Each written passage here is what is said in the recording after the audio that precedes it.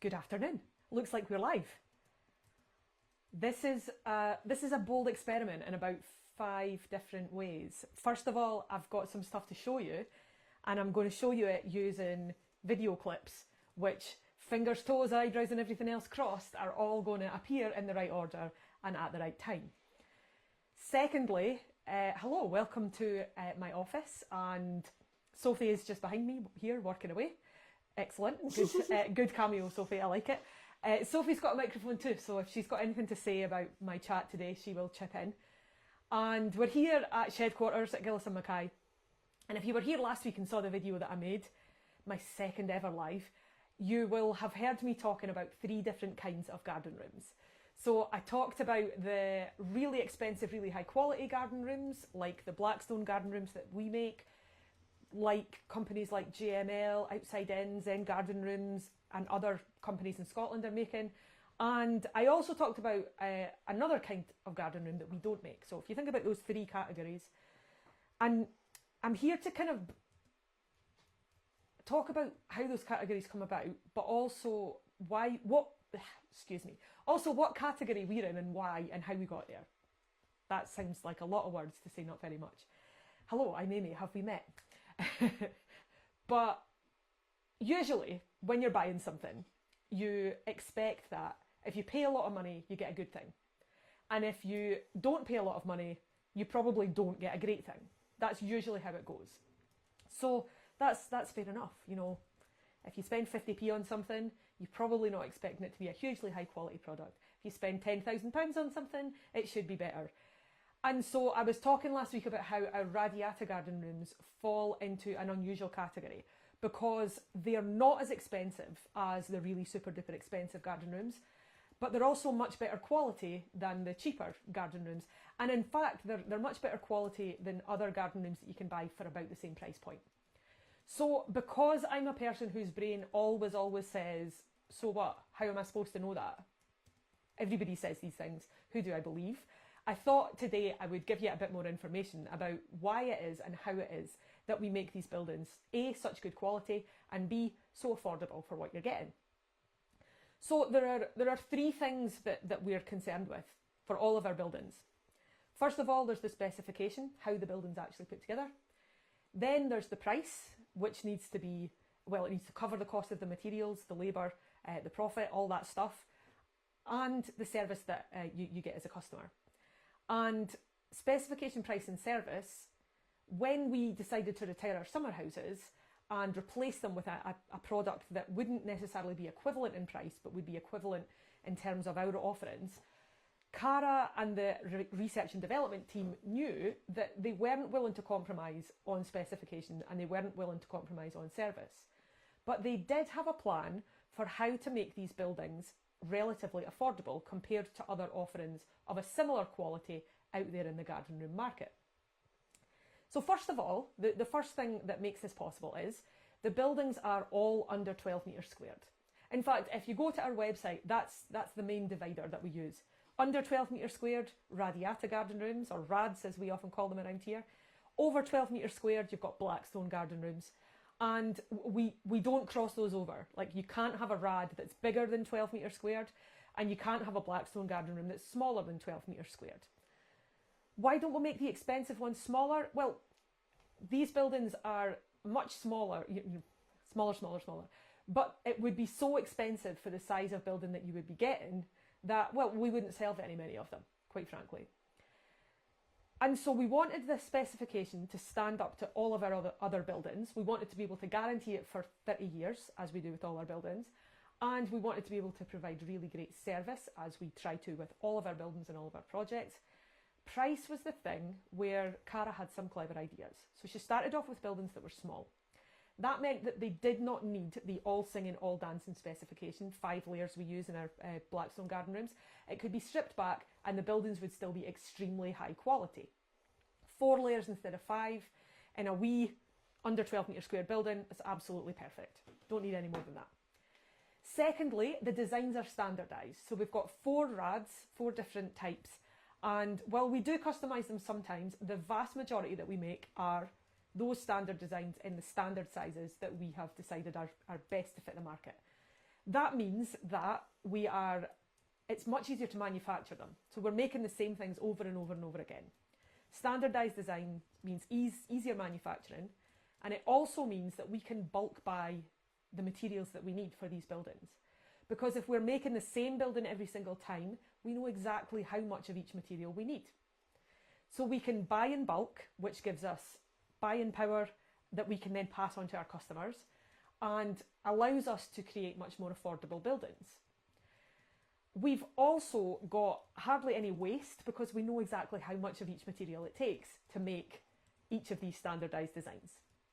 So with that in mind, that was the plan, to replace the summer houses with buildings that were year-round buildings that could be guaranteed for 30 years and that would sit beautifully in the garden room market for people who didn't need that all singing, all dancing 22, 25 grand plus price point, but we're still looking for really, really good quality buildings.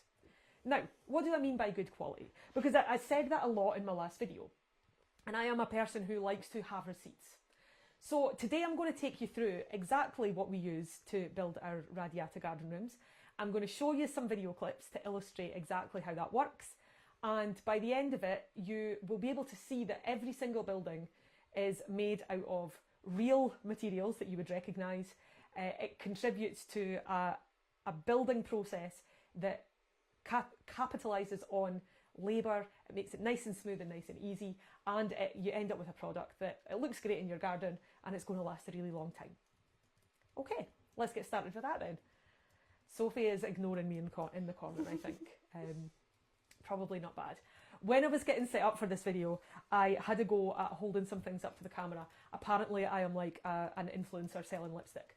So apologies for that, I'm not selling lipstick. I should also point out, I'm a bit of an old lady when it comes to the social media. This is why I'm here doing a Facebook Live.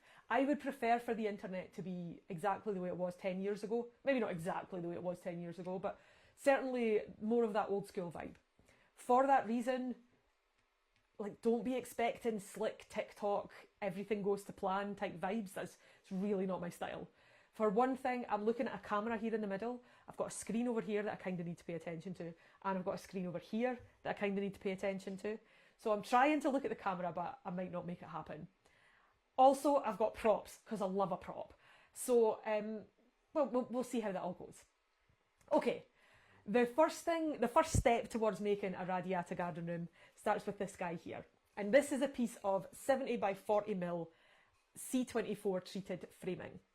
The C stands for conifer, which means it's made out of spruce or pine, and there are two different types of grading. You get C16 and you get C24. Now, if I remember correctly, that means that the wood will withstand 24 newtons of force per millimetre squared. Oh, you might need to check me on that. That was a bit technical. Essentially, it means the wood is really, really strong and susceptible to warping, and not susceptible to warping or bending as a result. So if you want to build the frame of a house or the frame of an internal, if you want to split your space up into rooms, this is what you would need. Now, C16 is fine, but C24 is much stronger. As the higher number would suggest, it can withstand more force. In fact, if you wanted a new build house and it had a timber frame, it would be C24 framing, just like this. Maybe a little bit thicker, maybe not. I don't build new build houses, so you can possibly see here too. Oh, is my focus going to work out? You can see that the wood has a slightly green tinge to it here, especially here over the knots. And that's because the wood's been pressure treated. It's put into a chamber and it's pressurised, and then a chemical solution is forced into the pores of the wood. This makes the wood much less susceptible to rot and insect damage and all those sorts of things. So it's a material that has been deliberately engineered to be as strong as possible, because the frame of your building is like the bones of the building. We need them to be nice and strong and sturdy to keep the building standing for a really, really long time. So that's our C24 framing. And I'll show you what this looks like in practice.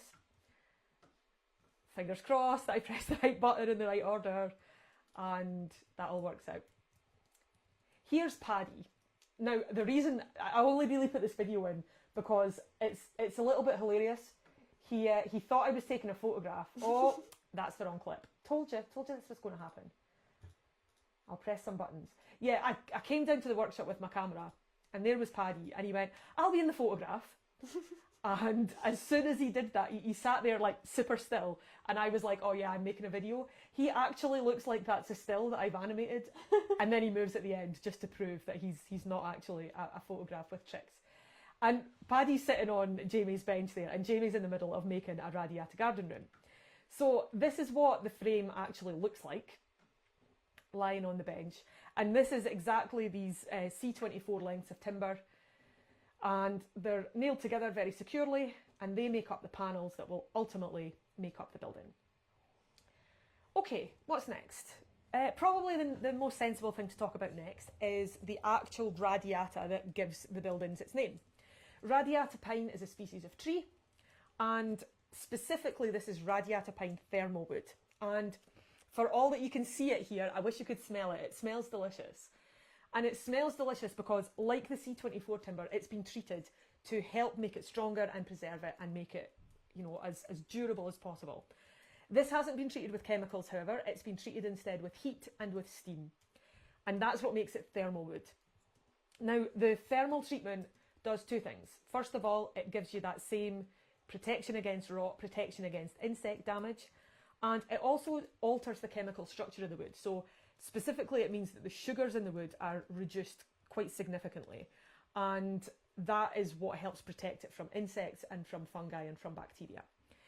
And it looks pretty too. You can see it's got that lovely dark wood colour, and you can see the grain across this length. Now, this is the Weatherboard profile that we use, and it's tongue and groove. I'll show you this end here. This part here, the tongue, slots neatly into this part here, the groove, and when you do that to make up a whole panel, I'll show you a panel in a minute, you also might see that there's shaping on the profile, and that is designed to let water run off the panel. So when it rains, the water doesn't sit around in any nooks or crannies, which could lead to water sitting around, which would ultimately damage the wood. So we've got our side panel here. And I'm clicking buttons, which I didn't need to click. So you can see there, you've got the Weatherboard profile at the top. And you can also see here that these are real planks of wood. They have been nailed together into this panel. The lovely wood grain is there, the slight variations in the natural timber, and that lovely caramelised dark brown colour. Cool. Oh, two of the clips actually worked. I'm super excited. That's more than I was expecting. We've also got our floors and our roofing, and they're made out of this stuff here, and this is redwood timber, so it's pine, and it's Scandinavian redwood. All the pine that we use is Scandinavian because it's grown in a colder climate, which makes it much more durable. Now, on one side, this timber's got groove lines. You don't see those in the building at all. Instead, well, we've got a tongue and groove here and here. When you slot these boards together, what you get instead is a flat, I suppose the idea of like floorboards.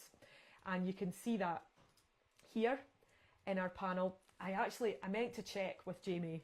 I went into the workshop when he wasn't here. This is either a floor panel or a roof panel. And I was going to check that and I didn't.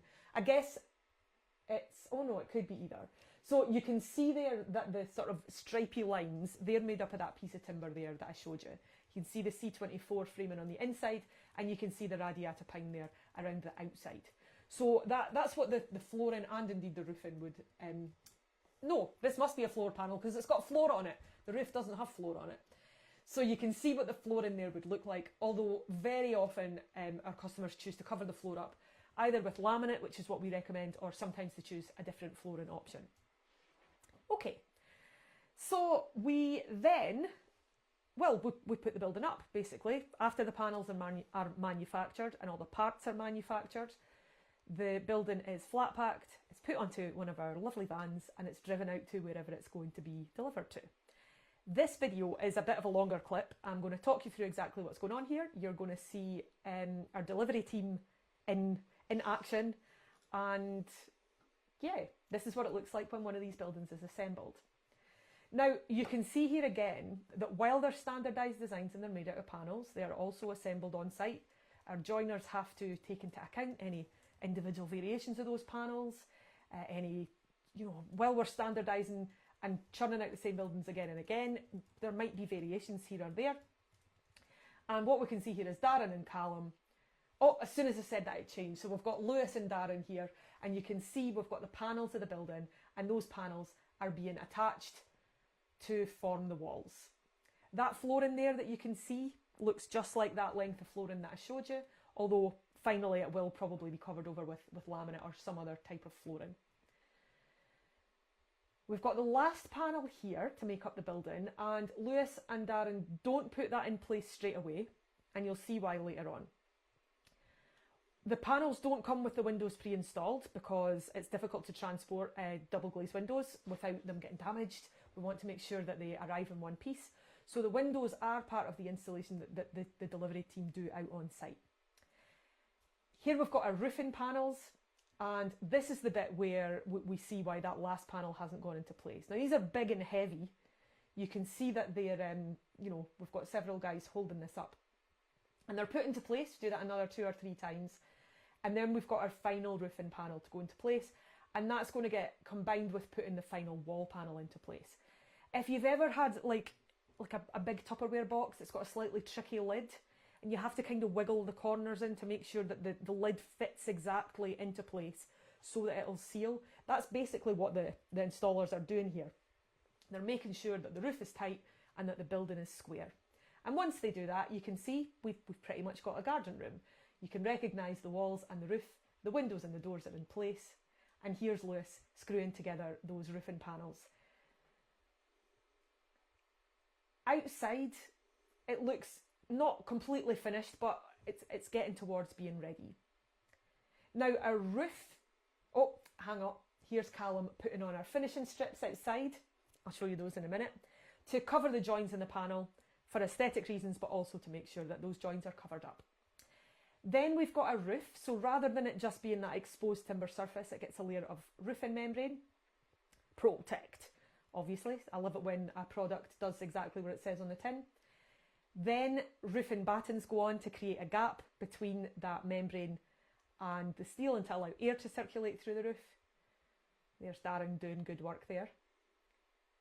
And the strips here at the front are fascias and barge boards and all that stuff that goes on.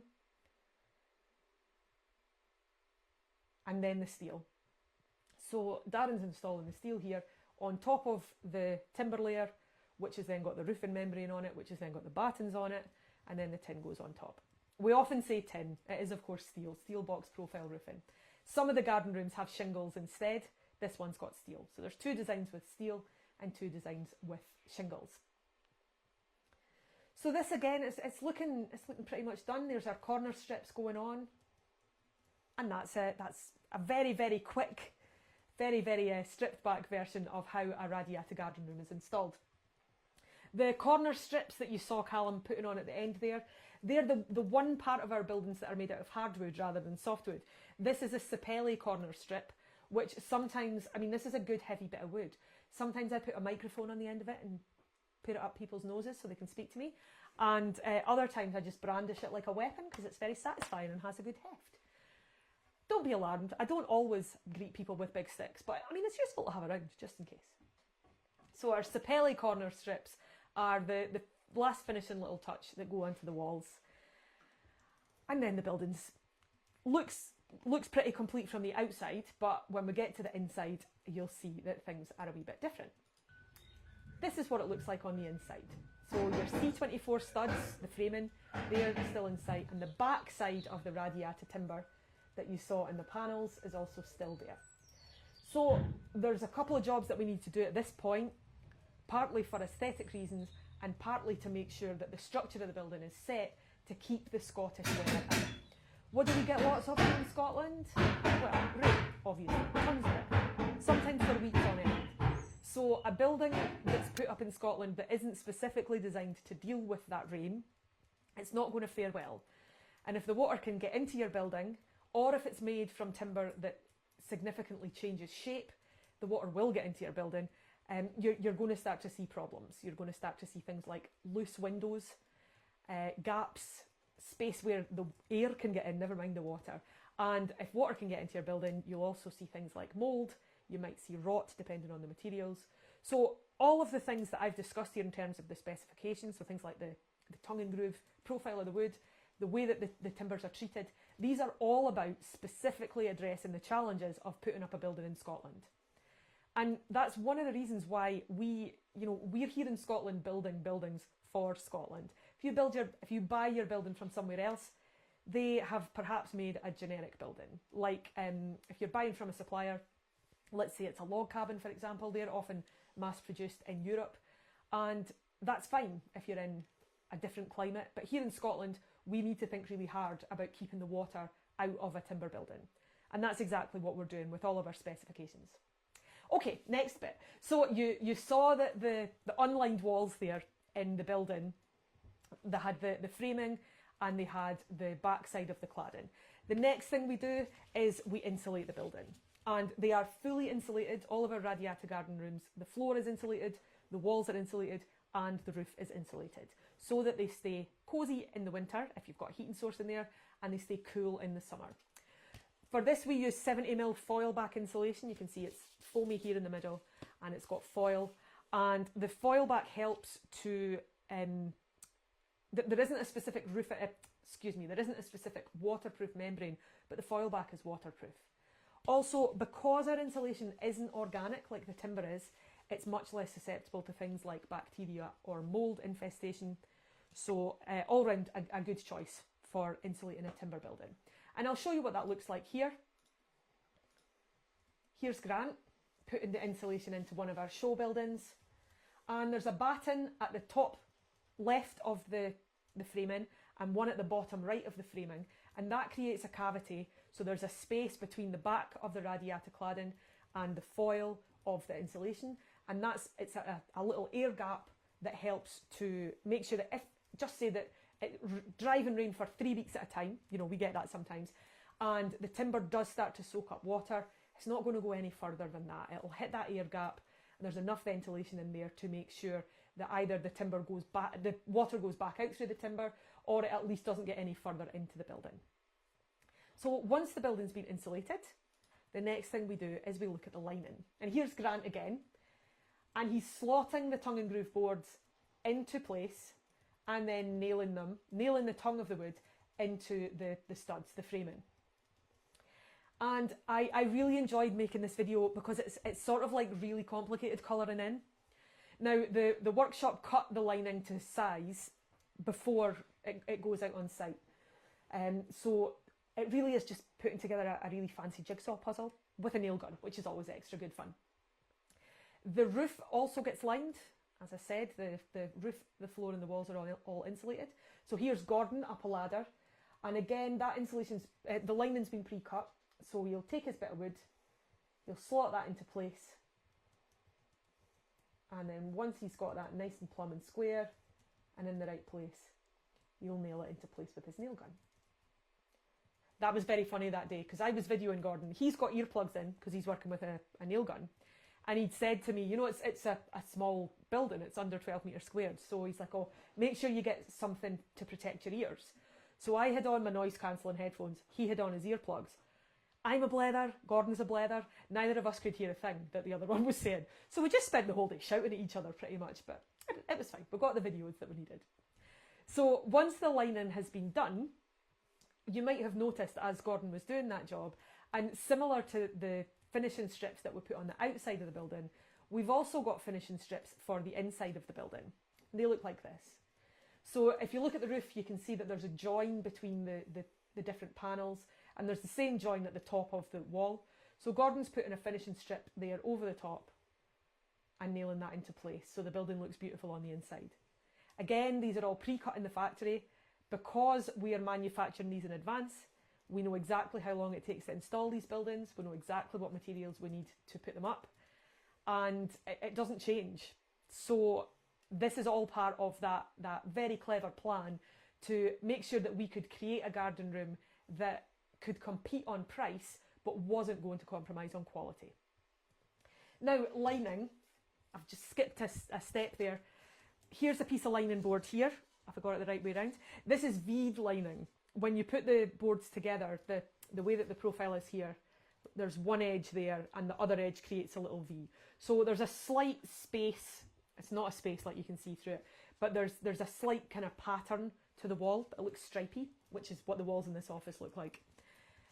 Again, a real life bit of timber from a real life tree. It's Scandinavian Redwood once again, and it's a good solid 16mm for the lining that's used. So when you see these finished buildings that are lined, insulated, double glazed doors, double glazed windows, this is what you could expect to look at. And well, if I do say so myself, they're pretty. They're not too big. They sit in a garden nicely, and their size is what allows us to use these high quality materials but not compromise on the price. So I've got one last video clip to show you. I'm genuinely so amazed that this has all gone to plan. But I mean, pretty much it's gone to plan. This is what our garden room looks like. Oh no, you're not seeing that. Oh no, you can see that, sorry, lost my mind. This is what it looks like when it's been furnished, and this is the Condrogan that's in our show area at the moment. We've actually got a video where I made a video when Cara was dressing the building, that's what I would call it. So you'll often see buildings sitting in show areas, you know, go inside and see what it looks like kind of thing. But I always think they look a wee bit sad like that. So in our show area, we've got all, bar one, keep forgetting about the jitney, all of the buildings are dressed. They've got furniture inside them. They've got a different wee theme or a different idea for how you can decorate them. So it's really nice to come on in and have a look at them. You're not just poking your head in and going, yep, this is a garden room. You can come in, you can have a seat, you can look at the books on the bookshelves. All part of the experience. So, is there anything I've missed out? I think I've done all the pieces pretty much. I've shown you what it looks like when they're installed. My most favourite thing to happen here would be for somebody to have a question, but also nobody ever asks questions for things like this. It's like in a classroom. Anybody got any questions? No, please don't look at me. Don't make eye contact. But if you do have any questions, I've put the link first of all to our website. The Radiata Garden Room page on our website is in the link. Excuse me. The link is in the comments for this video. But if you do have any questions, as you can see, I like talking about this stuff. It's absolutely my bread and butter. And I'm not a salesperson. My job is not to sell you these buildings. My job is to make sure that you know enough about these buildings to decide whether or not you're making a good choice for you and your garden. So if you're out there looking at garden rooms and your assumption is that the kind of log cabin-y, composite-y, although sometimes composite buildings are more expensive, but if you're looking at it thinking, well, it's less expensive than other offerings, so it must be shit.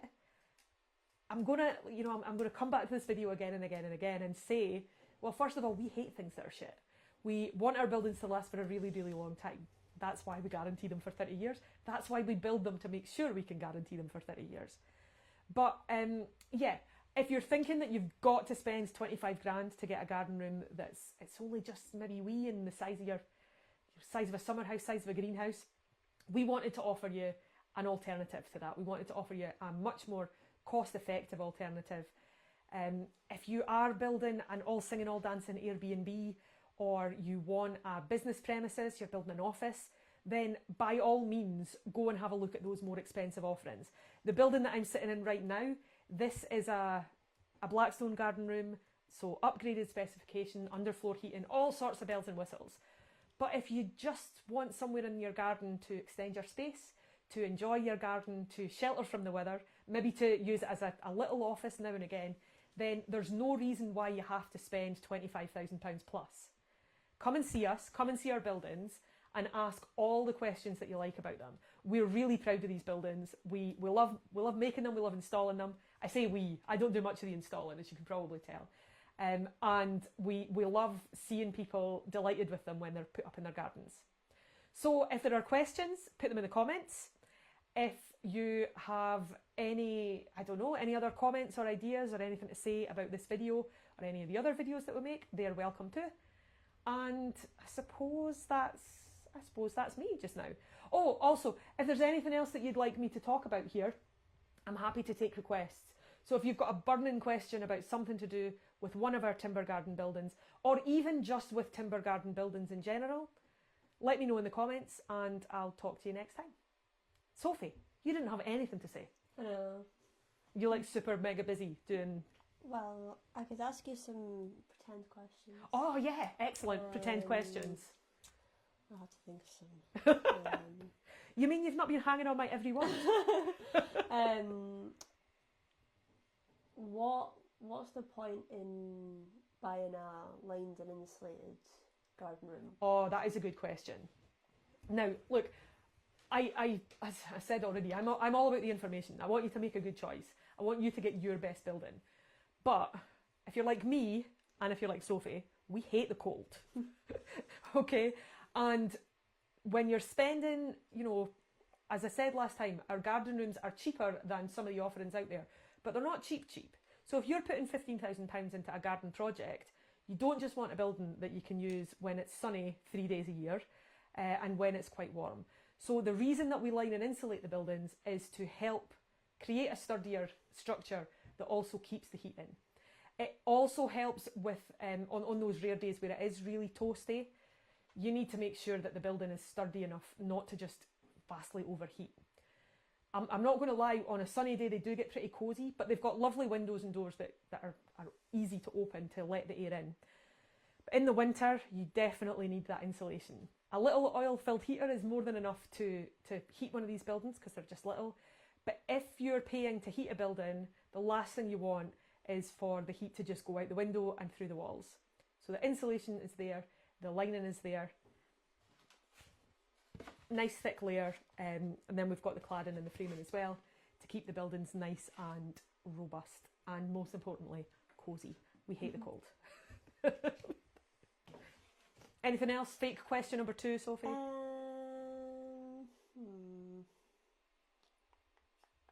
See, if I was like mega slick, I would have just given her a list of questions. Alas. What's good about Radiata? Oh yeah, I love talking about Radiata. It smells good, it looks beautiful. It's all about smell, really. All about the smell, yeah. The one thing that the video doesn't actually communicate. You just have to take our word for it. So every other bit of timber that we use, so for our sheds, for our garages, for our workshops, it's Scandinavian redwood. I mentioned this briefly earlier on. It looks like this. The reason that we buy it from Scandinavia is because it's cold there and the climate's much more stable than it is here in the UK and in other places. Cold wood means slow-grown timber, slow-grown trees. And the grain of the wood, actually you can maybe see this on this part here. If you have a look at the lines here, the grain of the wood, you can see that they're pretty close together, they're squeezed pretty tight. And that means that the timber is less porous and susceptible to water getting into it. Now, if I was to take this plank of wood and drop it in a bath of water, it would, of course, eventually soak some of that water up. But it would take much, much longer for that to happen because this is slow-grown Scandinavian timber. Now, the trouble with slow-grown Scandinavian timber, which is really hard to say unless you've got your teeth in, because it takes a long time to grow, it's a more expensive product. Fast-grown timber is much cheaper, but if you want to keep the Scottish weather out, it's also not as good. Now, when we come to our little bit of rad here, you can see there's hardly any lines on that board, and that indicates that a Radiata pine tree grows much faster. So we've got, if you imagine these like the growth rings on a tree, they're much further apart. So if this was an untreated piece of Radiata pine, it wouldn't be great at keeping the moisture out. But because it grows fast, it's an ideal candidate for thermal treatment. So the thermal treatment happens, it's a process that was developed in Finland. I don't think it only happens in Finland, there's lots of other places doing it too. But they treat the moisture. So when you get a piece of timber like this, it's usually kiln dried and the moisture is about 20%. What they do with the rad is they heat it, first of all, to, I think, the moisture content gets down to about 5%. Now, in a real world application, 5% isn't enough. You need the timber to have some moisture in it, otherwise it would be unbelievably brittle and it would just break very easily. So the moisture content's taken all the way down by the heat, and then pressurised steam is used to put the moisture content back so that it comes back. I can't remember off the top of my head. I would imagine it gets back to about 20%, the same as the Redwood does. That's a good kind of working percentage for timber that needs to be flexible enough to deal with its applications, but also it's not going to take in loads of water and, you know, warp and change shape. So because of this heat treatment and steam treatment, Radiata is extremely stable. It isn't going to take in water and then start to warp, you know, get a bit bendy. The boards stay absolutely straight and they stay like that. So it makes for a really, really stable product. If you've got a panel made out of an unstable product and it starts to warp, you'll see little gaps appearing between the tongues and grooves. You might even see gaps appearing in the panel. And that can happen with single-skinned buildings like sheds, even when they're made out of really, really good quality wood, but it's less likely to happen with good quality wood. So we love Radiata timber around here. We usually call it Rad. Not just because of the smell, because it's a really, really stable product. And it looks beautiful too. Oh, a quick word about that. It does change colour. Some people don't want a building that's as dark brown as this. And they ask us questions. Sometimes people ask about painting it. I haven't seen a painted Rad. Don't think we've got any pictures. I don't know. Basically, people tend to buy these garden rooms because they've got that natural timber finish. They don't have to be painted because the timber's been treated instead. So if you were to paint the building, you know, there's no reason why you couldn't, but it would be painted. You know, you'd have to strip the whole thing back if you wanted it to have that natural finish again. That seems like a whole lot of work to me. But we do apply a base coat to the buildings before they come out. But after that, it's up to you. If you want the building to stay this colour, then what we use is there's a product called Osmo UV Protection Oil. As well as protecting it from UV, you can buy it in tinted shades. So there's a tinted shade that we use to basically keep the buildings look roughly this colour. Because any timber building that's out in the sun that isn't painted, the timber's going to change colour over time. Now, some people like this colour change. It goes kind of goldeny, gets quite blonde once it's been in the sun for maybe a year, a couple of years. It depends on the exposure, it depends on what direction the sunlight's coming from. So sometimes people like that colour and they'll coat them with clear coating instead of the tinted coating. But because the Radiata is so stable, you actually don't have to coat it with anything. It'll come out with its base coat from the workshop, which is really just there to protect it during transit and add an extra belt and braces layer of anti-fungal protection. Some people don't treat them with anything. So if you're looking for a low maintenance building, that's quite a nice option too. But yeah, we heart Rad. It's a really, really cool material. And you don't have to have a painted building if you don't want it because of all those things. Right, that's been longer than I thought it was going to be. I did say to Cara this morning, I've got a lot of things to say. I might be a couple of hours. Nobody's going to watch all that thing. But if you are still sticking around after, I believe, 38 minutes, then you should probably get some kind of prize. Gold star at least. Thank you for watching. I did all that stuff. You can follow along. There are more videos coming. I'm going live again on Wednesday. I don't know what I'm talking about yet. I've got no idea. I'll have a think. Probably more about the Rads. We really want people to know that these buildings are out here. We really want people to know that you don't have to spend £25,000 to put a small garden room in your back garden, and that compromising on price doesn't mean compromising on quality. So that's what these videos are all about. And as I said, questions are my absolute favourite. Put them in the comments. Send them to us by email. You can even phone us if you like. That's old school. And I'll see you next time. Thank you very much. This is, of course, assuming that I press the right button at the right time in the right order. So, fingers crossed.